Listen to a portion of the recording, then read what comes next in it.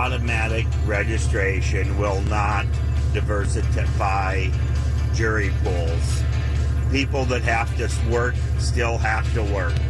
All you're going to get is Karen and state benefit recipients.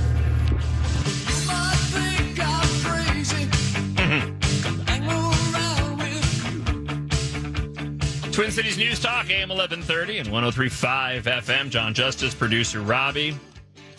Proposed legislation to automatically register all eligible voters would likely boost turnout at the ballot box, but some believe that expanding Minnesota's voter rolls could also bring greater diversity to jury pools that have increasingly lacked people of color. Joining us now, very pleased to welcome to the show, as he does every Tuesday, State Representative Walter Hudson. Good morning, sir.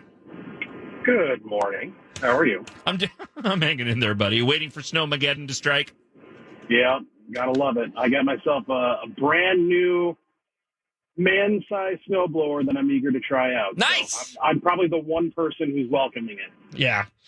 I'm not. We'll see how. We'll see how it all plays out over the course of the next few days. I got a number of things that I want to ask you about this morning, but let's start here. I shared this with you yesterday. Had the talk back just a moment ago. Advocates are hoping automatic voter registration diversifies jury pools across Minnesota. It just seems like just an attempt to justify something that deserves a lot more serious debate, and it probably won't get. But share your thoughts on this.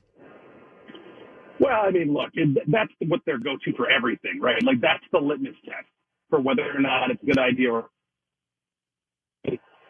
seemingly you can plausibly link it to somehow affecting equity or benefiting people of color or indigenous people or whatever marginalized victim group you can conjure. And it's a tired old yarn. And whether or not that policy is going to have that effect is almost beside the point, because why is that the effect that's at the center of our policy? Yeah. At this point in time, I mean, like all these bills moving through, I kind of feel like this is a foregone conclusion. Where does the automatic voter registration, where is it in sort of the line of proposed legislation moving through? Well, it's in their major elections bill. I believe it's House File 3, which has all kinds of goodies in it, of which that is not even the most egregious. I mean, they've got pre-registration of, I believe it's 15 or 16-year-olds. So, you turn 16 and you get, quote unquote, pre-registered to vote. And when you turn 18, you will automatically be registered. And then there's a provision in there where you can sign up to have your mail ballots sent to you in perpetuity. Now, I've been living in the same house for almost a decade, and I still get mail from the people who lived there before me 10 years later. So, you can see that this is probably going to be a problem, the nexus of all of these loosey-goosey election policies. And, of course, that's the point. They want it to be raining ballots. They want it to be completely unaccountable, even more so than it already is. As we talked about before, we don't have provisional ballots in this state, plus early voting, which basically is a license for fraud. And then they say, well, there's no evidence. Well, yeah, because you're not looking at see no evil, hear no evil. So, yeah, I mean, this is going to happen, just like everything else they proposed, because they're in charge. And we need to learn how to play the game by their rules and do it better than them if we ever hope to stop them. Otherwise, this is most certainly going to be a colder California. We had a talk back a moment ago, just once again expressing frustration of, moving through all of these bills and what the DFL is doing. You really don't have any other choice but to move. We talked about this quite extensively when you joined me in studio last week. And again, the sort of don't lose all hope attitude, especially when you consider how hard it is that they have to work, the DFL does, in order to win the election and the last election. Although I want to bring into the mix, with another question here, but I'll bring this in. I mentioned this a moment ago. You had Senator Jim Carlson, introducing this bill to eliminate the marijuana party as a major party status in 2024, changing the threshold from 5% to 10%, which would essentially eliminate that party. It seems as if they're doing everything they can to get any opposition whatsoever out of the way. Yeah, that's absolutely right. And what that bill in particular really underscores is the bad faith with which all of their election reforms is taking place. They claim that they're interested in giving people a voice, that they're interested in honoring people's choices, and they're interested in democracy and the people having their business done.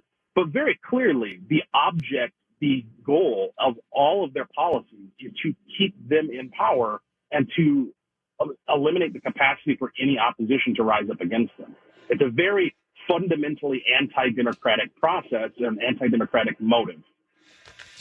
How has the climate been? I mean, it's been a week since we've talked, but I'm just wondering, have dynamics changed at all at the state capitol, or are things just continuing at the pace that they have been continuing since the start of this legislative session? Well, the hand of God might be intervening with Snowmageddon, as you started off talking about.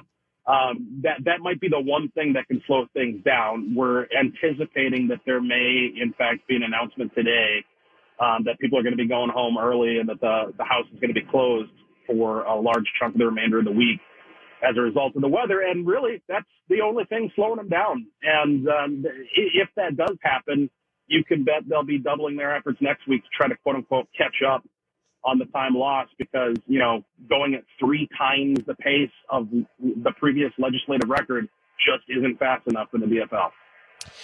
We know the story here. The Minnesota House did vote to ban the LGBTQ youth conversion therapy.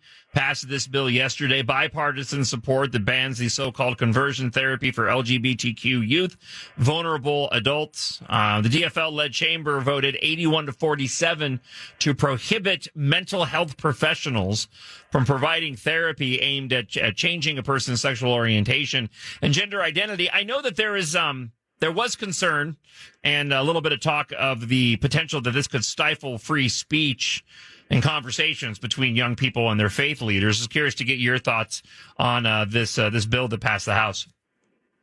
Well, it's certainly stifling free speech. I mean, the thing, it explicitly carves out so-called gender-affirming care as being exempt from this. So in other words, they're very intentionally creating a one-way street where your son can seek counseling to affirm his fantasy that he's a girl, but he cannot seek counseling to affirm the truth that he's a boy. That's the effect of this bill. And the one saving grace, I mean, you use the example of talking to your clergy. Well, as long as your clergy is not a mental health professional, as defined in statute, because I did look through and read this thing, it applies to mental health professionals engaged in mental health services.